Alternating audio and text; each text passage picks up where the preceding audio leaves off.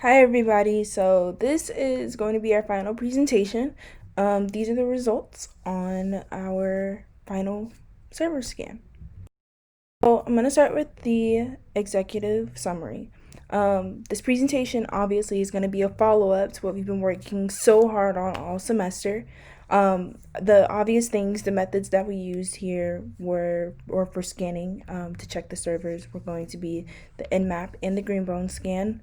For this particular presentation, we are going to be going over the results via the Greenbone scan because that is, going to be a little bit more detailed for the time being. So the first slide that I have is going to be my overview slide. Um, Obviously, you can see this is the overview of the scan. It's going to show you, that all of the overrides are on. And then if a result has an override, it'll notify you of that. Also at the top, it shows you which servers that we're doing in the IP address. So the first IP address, the 192.168.5.74, is going to be for my Windows server that I scanned. And then the 192.168.5.73 is going to be the Linux server. As you can see from the overview, the Windows server has one medium vulnerability, which is good. Very secure, one issue found, nothing extensive.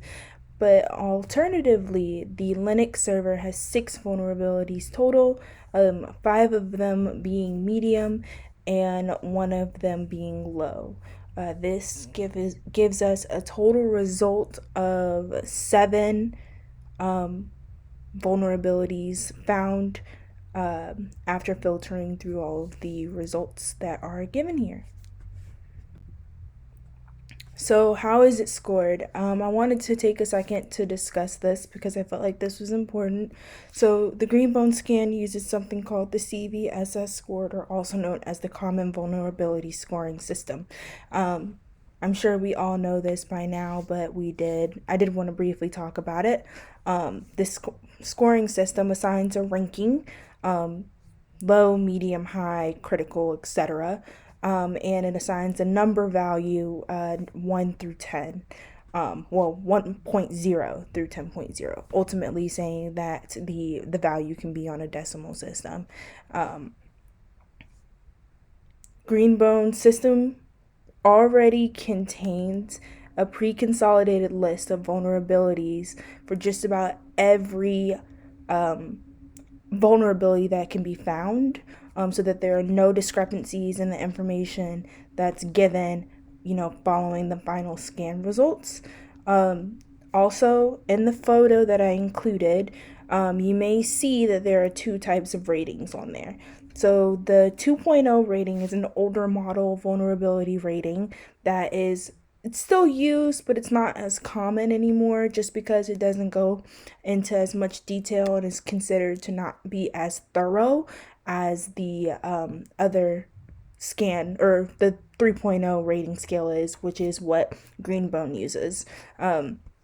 The 2.0 only does low, medium, and high level, while the 3.0 does low, medium, high, and critical.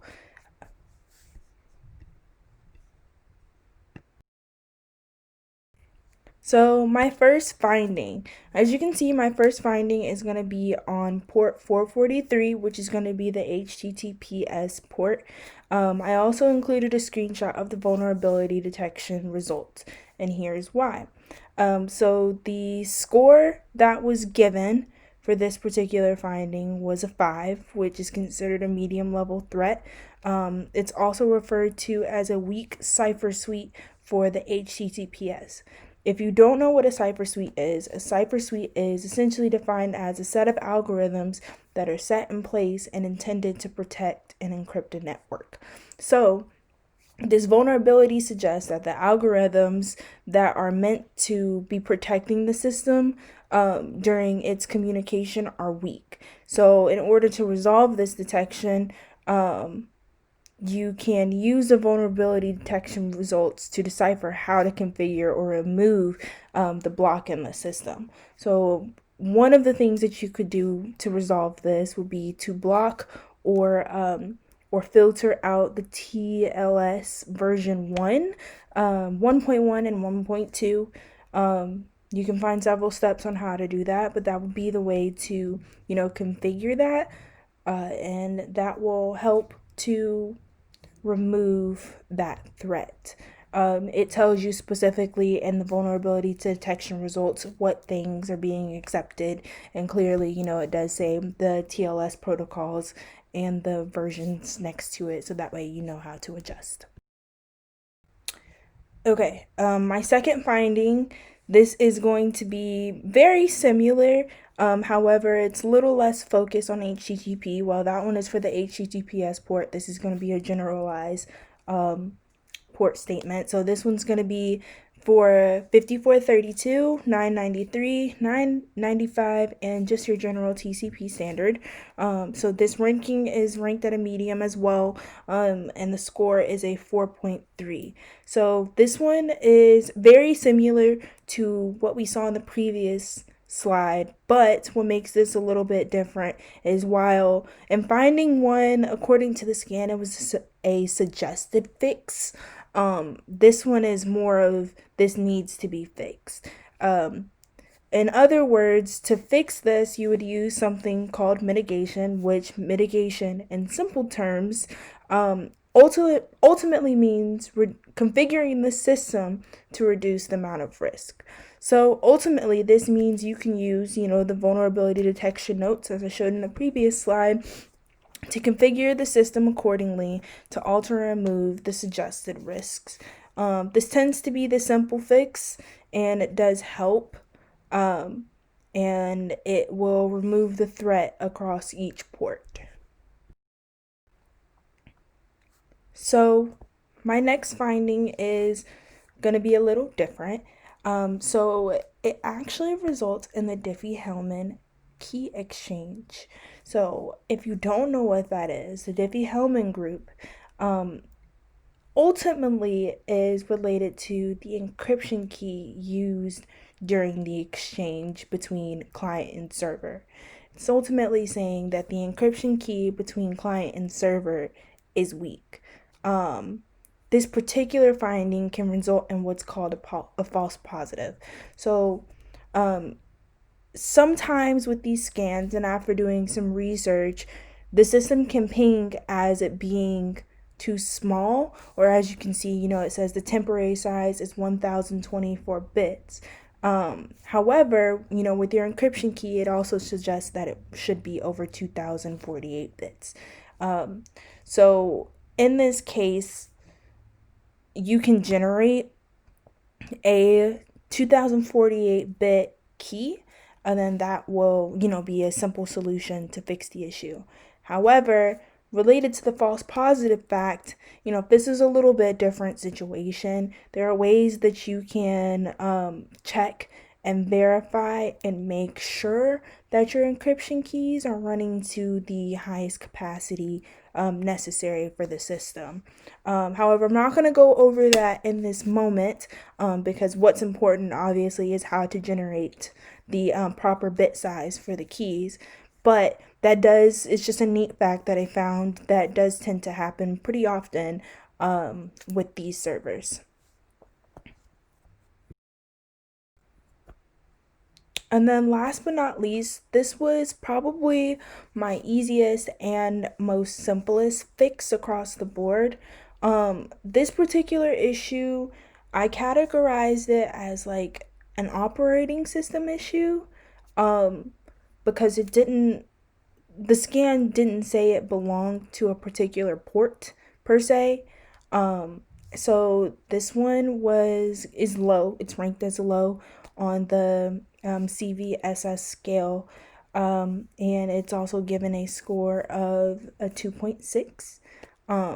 So this one is weird. I'm actually going to read this one. So it says the remote host implements TCP timestamps and therefore allows to compute the uptime. So the Greenbone system ultimately doesn't give you a ton of details about what this means.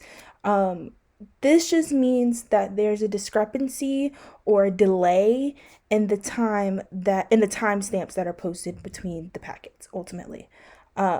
So that discrepancy will give attackers that are willing to the opportunity to calculate the uptime, and ultimately that can be used against your system and be a threat to the system. I couldn't include a ton of information about how to do that, so I there's a formula that you can use to calculate all of this that I found to be very interesting, and I also included a reference to that in the last slide. But that's a big issue. Well, not really big, but it's a lower grade issue on the scale. But however, Greenbone does provide a very detailed description of how to fix it, which is really nice. It was the only one that I got a good description for. So in the corner, it does tell you, or on the left side, it does tell you to disable the TCP timestamps on Linux, and then it tells you to add the coding line net.ipv4.tcp _ stamps =0. You just go in there and you configure your etc system CTL configuration file. You add that in, you restart the system, and then it also gives you an explanation on how to test and double check and make sure that is running appropriately. Ultimately, this was going to be the easiest and the quickest fix, as it did provide a solution for us and made the process a little bit easier on figuring out how to do it.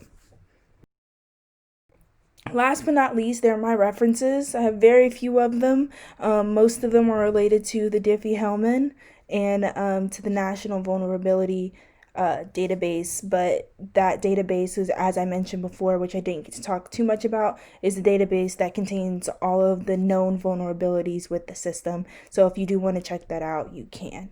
Other than that, thank you.